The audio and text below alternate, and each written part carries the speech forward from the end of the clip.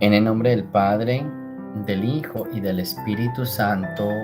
Amén. Del libro del Sirácides. Hagamos ahora el elogio a los hombres ilustres. Hagamos una reseña de nuestros antepasados.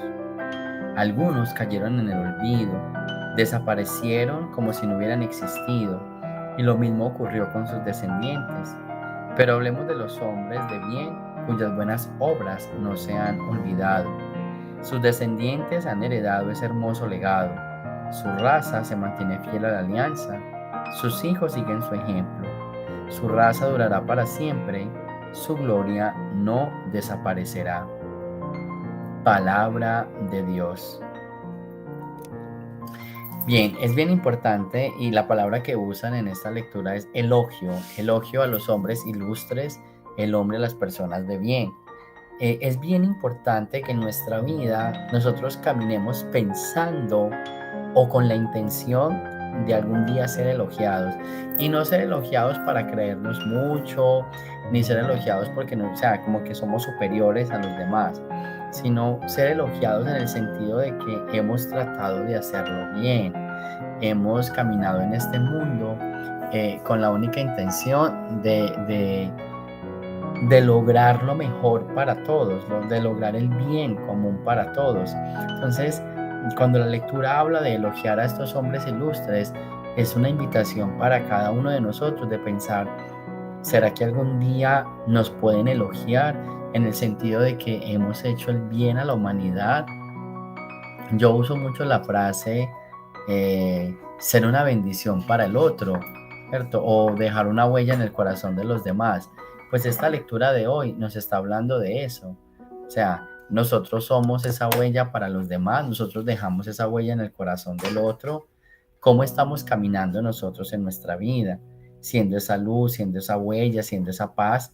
Entonces, aquí se hace bien importante este tema del ser una bendición, del ser un punto de referencia, de ser esa persona de espiritualidad que ayuda a los demás. Yo creo que es lo que todos necesitamos y queremos, que realmente es como la intención de todos. Entonces, es algo bien importante como para decir, bueno, vale la pena seguir adelante, vale la pena como entender que realmente necesitamos ser ese apoyo y ese bien para los demás, ¿sí? Que realmente necesitamos ser como esa luz para el otro. Entonces, ese es el elogio. Caminemos todos los días dejando una huella. O sea, como que todos los días aprendamos a vivir como pensando o sintiendo de que, bueno, si yo mañana no estoy, si yo mañana me muero, no tengo que abandonar el lugar, los demás cómo me van a recordar, los demás cómo me van a mirar. Eso es lo que muchas veces uno llama como salirse de un lugar con las puertas abiertas, bien salido, o sea, irse de un lugar bien ido, con las puertas abiertas, o sea, lo hice bien, lo hice bien, traté de dar lo mejor.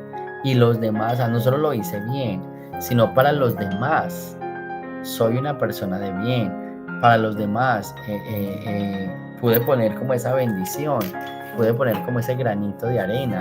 Entonces, la primera lectura es esa invitación a que cada uno de nosotros nos revisemos cómo estamos viviendo en este mundo como una bendición. ¿Estamos viviendo para ser una luz o estamos siendo como una desgracia para el otro? Yo creo que uno tiene personas, y no es que decirlo realmente lo deseen, uno tiene personas que no caminan como en esa luz y en esa bendición, y cuando ya no están, uno dice, bueno, qué pesar que se fue, pero pues no tenemos mucho que recordar. En cambio, cuando uno trata de ser como esa bendición, cuando uno trata de ser esa luz, siempre lo van a recordar. Entonces, y eso es la frase que yo les enseño mucho, aprendamos a dejar huella en el corazón del otro, que cuando no estés en un lugar, que cuando no estés con algunas personas, tu huella quede y siempre esa huella sea la huella del recuerdo, que las personas pueden decir, aún el recuerdo está con nosotros. Y entonces ahora sí entendemos la primera lectura cuando empieza diciendo, hagamos un elogio a aquellos hombres justos o ilustres, ¿sí? Que recordamos, porque hay algunos que olvidó la gente y que ya ni el nombre se sabe. Entonces vamos a pedirle al Señor que nos ayude todos los días a caminar tratando de dejar esa huella de ser esa luz, de ser esa bendición en el corazón de los demás. Del Santo Evangelio según San Marcos. Después de haber sido aclamado por la multitud, Jesús entró en Jerusalén. Fue al templo y miró todo lo que en él sucedía. Pero como ya era tarde, se marchó a Betania con los 12. Al día siguiente, cuando salieron de Betania, sintió hambre. Viendo a lo lejos una higuera con hojas, Jesús se acercó a ver si encontraba higos, pero al llegar solo encontró hojas, pues no era tiempo de higos.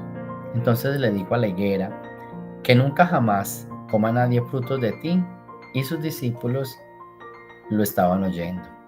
Cuando llegaron a Jerusalén, entró en el templo y se puso a arrojar de ahí a los que vendían y compraban. Volcó las mesas de los que cambiaban dinero y los puestos de los que vendían palomas, y no dejaba que nadie cruzara por el templo cargando cosas. Luego se puso a enseñar a la gente diciéndoles, ¿acaso no está escrito, mi casa es casa de oración para todos los pueblos, pero ustedes la han convertido en una cueva de ladrones? Los sumos sacerdotes y los escribas se enteraron de esto y buscaban la forma de matarlo, pero le tenían miedo porque todo el mundo estaba asombrado de sus enseñanzas. Cuando atardeció, Jesús y los suyos salieron de la ciudad a la montaña siguiente. Cuando pasaban junto a la higuera, vieron que estaba seca hasta la raíz. Pedro cayó en la cuenta y le dijo a Jesús, Maestro, mira, la higuera que maldijiste se secó. Entonces le dijo Jesús, tengan fe en Dios. Les aseguro que si uno le dice a este monte, quítate de ahí y arrójate al mar, sin dudar en su corazón y creyendo que va a suceder lo que dice, lo obtendrá. Por eso les digo, cualquier cosa que pidan en la oración, crean ustedes que ya la ha concedido y la obtendrán. Y cuando se pongan a orar, perdonen lo que tengan contra otros, para que también el Padre que está en el cielo los perdone a ustedes sus ofensas. Porque si ustedes no perdonan, tampoco el Padre que está en el cielo les perdonará a ustedes sus ofensas. Palabra del Señor.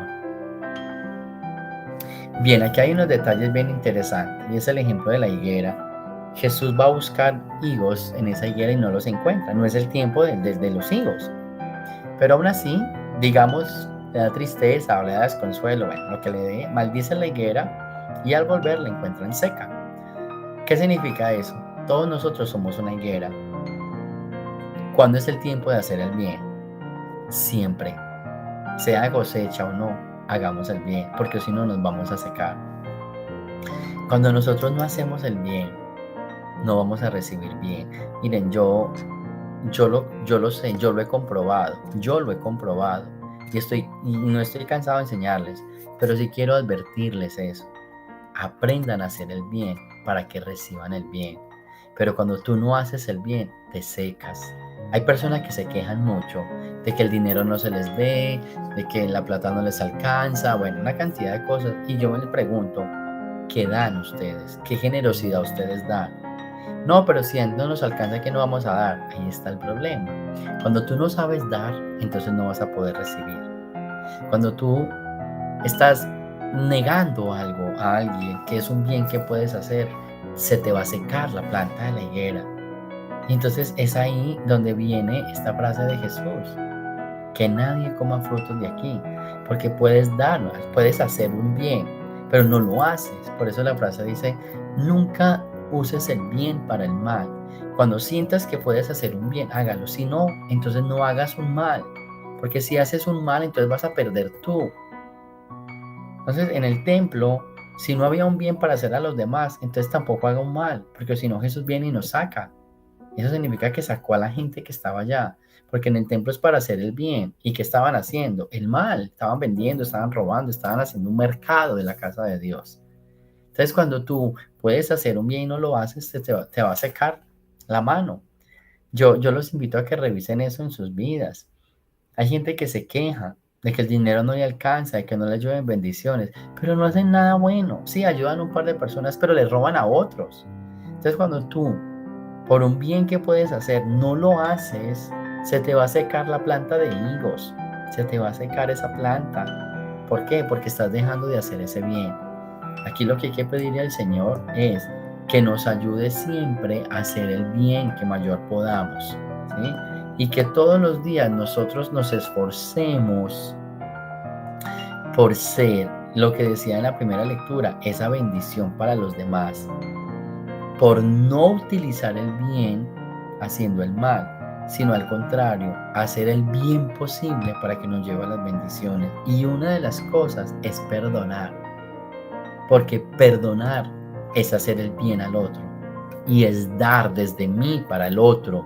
Y cuando yo doy, recibo. Por favor, aprendas en esa parte. Cuando yo doy, recibo. Pero no se conformen con dar una vez. Si están robando dos, no van a hacer nada. Den siempre que pueda. Ya di aquí, no importa, pero puedo dar aquí. Y tú puedes dar aquí, délo. El que pueda dar 3 veces, de 3 veces. El que pueda dar una vez, de una vez.